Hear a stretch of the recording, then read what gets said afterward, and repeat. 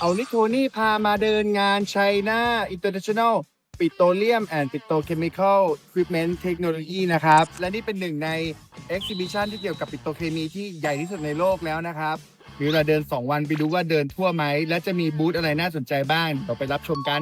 อันนี้เราก็รีจิสเตอร์ล่วงหน้ามานะครับ มาปริ้นแบตเข้างาน ข้างหลังนี่คือรายชื่อ Exhibitor ที่มาออกงานนะครับ หลายพันเลย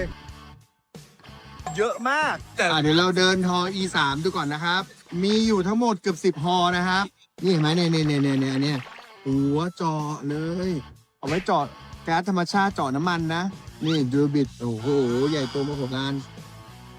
นี่บรรยากาศในงานนะครับฮอนี้นี่คือเน้นแบบ